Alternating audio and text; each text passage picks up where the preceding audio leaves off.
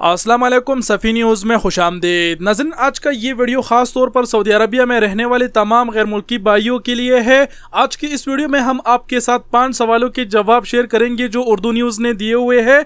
इसमें मतलूब के हवाले से भी सवाल शामिल है और छुट्टी वालों के लिए भी सवाल है, हज फिंगरप्रिंट के हवाले से भी सवाल है और तरहील के हवाले से भी सवाल है। तो वीडियो को आखिर तक ज़रूर देख लीजिए ताकि आप ये जान सके। ऐसा ना हो कि कल को अगर आपको ये मसला हो तो आपको पहले से ही इस बारे में मालूम होना चाहिए। और वीडियो शुरू होने से पहले आप तमाम अहबाब से कह दे कि हो सके तो इस वीडियो को अपने और गैर मुल्की भाइयों के साथ जरूर शेयर करें ताकि ज्यादा से ज्यादा भाई इस बारे में जान सके। अब चलिए बिना टाइम गवाए डायरेक्ट पहला सवाल आपके साथ शेयर कर देते हैं।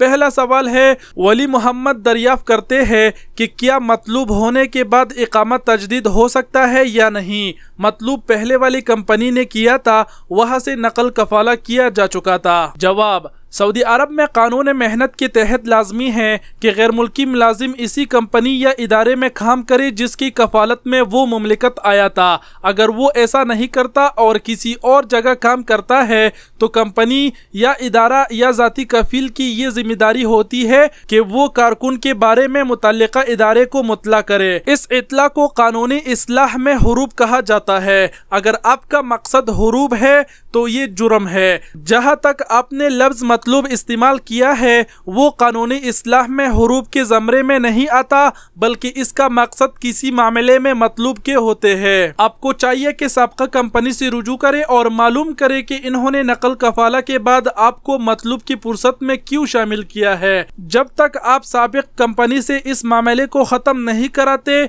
आपका इकामा सीज रहेगा, ना तो तजदीद हो सकेगा और ना ही दीगर कानूनी मामलात अंजाम दिए जा सकते हैं। अगर साबिक कंपनी ने आपका सिर्फ हुरूब लगाया है, जिसे कानून इस्लाह में काम से गैर हाजिर या मफरूर होना कहते हैं, तो इस सूरत में देखना है कि इन्होंने आपका हुरूब किस वक़्त लगाया। तनजुल होने के बाद साबका कंपनी हुरूब नहीं लगा सकते क्योंकि तनजुल के बाद आप इस कंपनी या कफील की कफालत में नहीं रहते। अगला सवाल, मोहम्मद रजा दरियाफ्त करते हैं, मेरा दोस्त पाकिस्तान में है, इसकी छुट्टी 7 जुलाई को ख़त्म हुई और इकामत 3 अगस्त को ख़त्म हुआ है। हुकूमत के ऐलान के मुताबिक इसकी छुट्टी 3 अगस्त तक बढ़ाई गई थी, लेकिन अब इसका इकामा और छुट्टी दोनों एक्सपायर हो चुके हैं। इस बारे में रहनुमाई फरमाएं। जवाब, सऊदी हुकूमत की जनब से कोरोना वायरस की वजह से एहतियाती इक़दामात के तहत 15 मार्च 2020 के बाद से ताहाल बिन अक़वामी परवाज़ों पर पाबंदी आयद है। हुकूमत ने तारिकीन को सहूलत देते हुए इनकी इकामों और खुरूज औदा वीज़ों में मज़कूरा तारीख के बाद से मुफ्त तोसिया दी थी। दी जाने वाली खसूसी रवायत का ऐलान 2 बार किया गया था।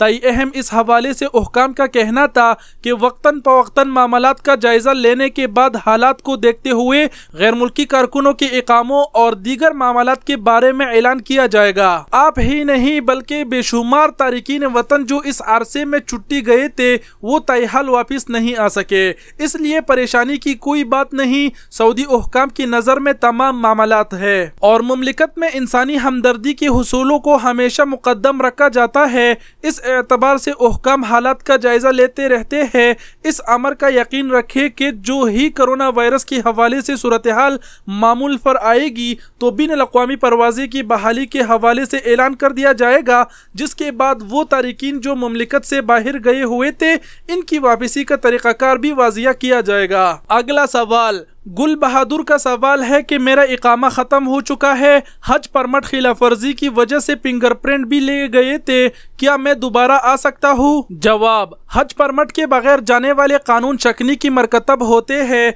जिस पर इसी अफराद के फिंगरप्रिंट सिस्टम में पिट कर दिए जाते हैं। फिंगरप्रिंट सिस्टम में पिट करने से जवाजात में इनका डेटा सीज हो जाता है। ऐसे अफराद जिन पर हज खिलाफ वर्जी रिकॉर्ड की गई होती है इन्हें हज के बाद ब्लैकलिस्ट करते हुए मुल्क बदर कर दिया जाता है। हज परमट की खिलाफ वर्जी पर ब्लैकलिस्ट होने वाले 10 बरस के लिए मुमलिकत नहीं आ सकते। हज परमट खिलाफ वर्जी के कानून पर सख्ती से अमल दरामद किया जाता है। ईद उल फितर के बाद से मुतल्लिका सरकारी इदारों की जनब से आगाही मुहिम शुरू कर दी जाती है ताकि लोग गैर कानूनी तरीके से हज पर ना जाए। वाजिया रहे, अगर आप पर हज परमट की खिलाफ वर्जी दर्ज की गई है तो इस एतबार से सिस्टम में आपका डेटा फिट होगा, जिसकी वजह से मज़कूरा पाबंदी का नफाज भी होगा, यानी 10 साल तक आप नहीं आ सकते। अगला सवाल, आसिफ अहमद का सवाल है, जो लोग तरहील डिपोर्टेशन सेंटर के जरिए डिपोर्ट होते हैं वो नई वीज़ों पर सऊदी अरब आ सकते हैं? जवाब, डिपोर्ट होने वालों के लिए कवानीन मुख्तलिफ है। आम हालत में ब्लैकलिस्ट होने की मुद्दत का तयन तहकीकाती अफसर हर केस को सामने रख कर करता है, इसलिए इस मुद्दत का वाज़ियत तौर पर तयन करना मुश्किल होता है। अगर किसी केस में तहकीकाती अफसर या मुतल्लिका कमेटी ने 10 बरस के लिए ब्लैकलिस्ट किया है तो इसका अंदराज सिस्टम में किया जाएगा, यानी तरहील के जरिए डिपोर्ट होने वालों के लिए वाज़िया तौर पर मुद्दत का तयन नहीं किया जा सकता। मुद्दत का तयन हर केस के एतबार से होता है, जो 3 बरस भी हो सकती है, 10 साल या इससे ज्यादा भी, इसलिए इस हवाले से कुछ कहना मुश्किल होता है।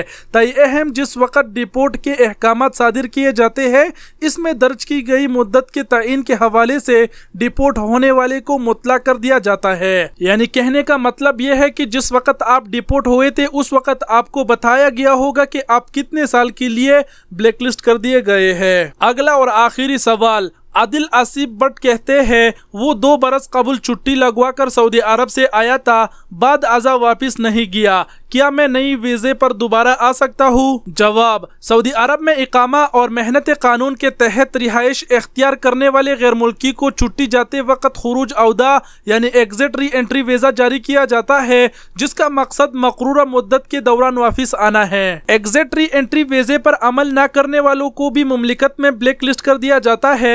ऐसे गैर मुल्की जो खुरूज औदा पर मुमलिकत से जाते हैं और वक़्त मकरूरा पर नहीं आते, इन्हें 3 बरस के लिए मुमलिकत में ब्लैक लिस्ट कर दिया जाता है। ऐसे अपराध मकरूरा 3 बरस की मुद्दत मुकम्मल होने से कबल किसी वीज़े पर नहीं आ सकते।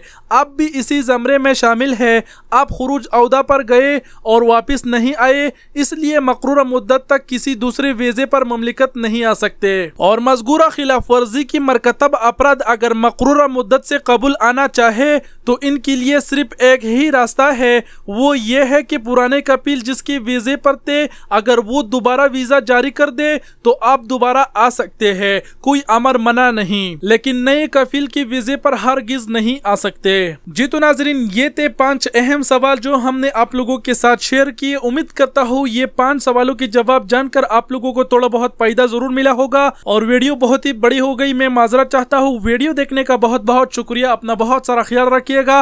अल्लाह हाफिज। नाजरीन, ये थे 5 अहम सवाल जो हमने आप लोगों के साथ शेयर किए। उम्मीद करता हूँ ये 5 सवालों के जवाब जानकर आप लोगों को थोड़ा बहुत फायदा जरूर मिला होगा। और वीडियो बहुत ही बड़ी हो गई, मैं माजरत चाहता हूँ। वीडियो देखने का बहुत बहुत शुक्रिया। अपना बहुत सारा ख्याल रखिएगा। अल्लाह हाफिज।